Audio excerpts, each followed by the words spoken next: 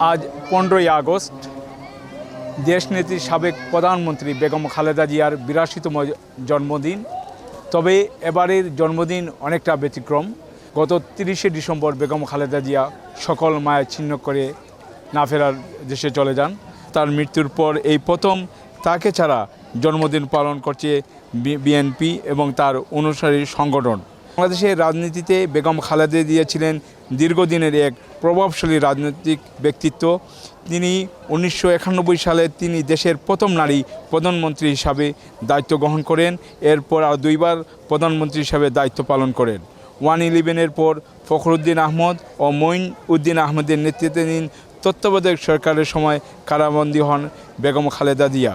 2018 সালে 8ই ফেব্রুয়ারি দুর্নীতির মামলায় কারাদণ্ড দিয়ে তাকে কারাগারে পাঠানো হয়। দীর্ঘ রাজনৈতিক জীবনে নানা প্রতিকূলতা ও রাজনৈতিক সংকটের মধ্য দিয়ে বিএনপির নেতৃত্বে ছিলেন তিনি। জীবনের শেষ দিকে নানা শারীরিক জটিলতায় ভুগছিলেন বেগম খালেদা জিয়া। দেশ বিদেশে চিকিৎসা নেওয়ার পর গত বছরের 30শে ডিসেম্বর চিকিৎসাধীন অবস্থায় মারা যান এই বাংলাদেশের সাবেক এই প্রধানমন্ত্রী। আজকে তার মৃত্যুতে জেলা বিএনপি তারা দোয়া মাহফিল করছেন। আমরা এখন কথা বলবো সিলেট সিটি কর্পোরেশনের প্রশাসক এবং জেলা বিএনপির সম্মানিত সভাপতি আব্দুল কাইম চৌধুরীর সাথে। আমরা তার কাছে একটু অনুভূতি শুনব। নেত্রী 82তম জন্মদিন আমাদের কেন্দ্রীয় কর্মসূচি ছিল। এই নেত্রী একজন দেশের ক্রান্তিকালে একজন গৃহবধূ থেকে রাজপথে নেমেছিলেন।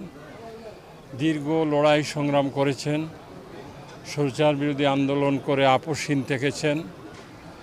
তার নেতৃত্বে তিনবার এই দেশের সরকার পরিচালনার সুযোগ হয়েছে এবং জীবনের শেষ দিন পর্যন্ত কারোর সাথে আপোষ করেন নাই। তাকে আপোষ করার জন্য দেশি বিদেশি বিভিন্ন চাপ ছিল, কিন্তু তিনি বলেছিলেন যে এই দেশ আমার, এই দেশ থেকে আমি কখনো ছেড়ে যাব না। এই দেশের জনগণের ভালো মন্দ সাথে আমি জড়িয়ে আছি, আমি এই দেশের জনগণের সাথেই থাকব। সেই উদাহরণ আপনারা দেখেছেন। আমিও বলতে চাই, আমাদের সাধারণ সম্পাদক যে কথা বলছেন যে এই নেত্রী সম্পর্কে আমাদেরকে জানতে হবে এবং এই নেত্রী কিভাবে সংগ্রাম করেছেন, সরকার পরিচালনা করেছেন এবং পুরো জাতিকে ঐক্যবদ্ধ করেছেন। এই বিষয়গুলো তরুণরা জানতে হবে এবং এই তরুণদেরকে জানানোর মাধ্যম হচ্ছে এই নেত্রীর জীবনালক্ষ্য এবং সংগ্রামের ইতিহাস, সরকার পরিচালনার ইতিহাস যাতে পাঠ্যপুস্তকে অন্তর্ভুক্ত করা হয় এবং তরুণরা যাতে জানে এদেশে একজন নেত্রী ছিলেন, সেই নেত্রী খালেদা জিয়া, বেগম খালেদা জিয়া, যিনি সংগ্রামে আন্দোলনে দুর্বার গতিতে পুরো বাংলাদেশ চষে বেরিয়েছেন। সরকার পরিচালনার ক্ষেত্রেও সফলতার স্বাক্ষর রেখেছেন। নারী মুক্তির জন্য তিনি নারীদের অবৈতনিক শিক্ষার ব্যবস্থা করেছেন এবং এই দেশে যে অর্ধেক যে নারী, সেই নারীকে মূল স্রোতধারায় নিয়ে আসার জন্য তিনি কাজ শুরু করেছিলেন। সেই কাজ অব্যাহত গতিতে, মধ্যখানে কিছু স্থিমিত ছিল ফ্যাসিস্টের আমলে। এখন আমাদের নেতা, জনগণের ম্যান্ডেটে যিনি প্রধানমন্ত্রী হয়েছেন জনাব তারেক রহমান, সেই আমাদের অতীতের কর্মসূচি, তার মার দেয়া কর্মসূচি বাস্তবায়নের জন্য আজকে নারীকে এগিয়ে নিয়ে যাচ্ছেন। এইভাবে বহু উদাহরণ তিনি মুক্তিযোদ্ধা মন্ত্রণালয় করেছেন, যুব মন্ত্রণালয় করেছেন, অনেক কিছু, এটা বললে শেষ হবে না।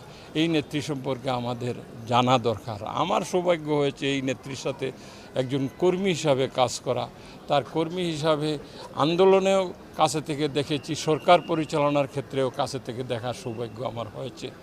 সুতরাং আমরা মনে প্রাণে বিশ্বাস করি এই জাতীয়তাবাদী আদর্শের যে চেতনা, যেটা আমাদের মনের মধ্যে অঙ্কুরিত হয়েছিল, সেই চেতনাকে লালন পালন করে এখন আমরা এই বয়সে এসেছি।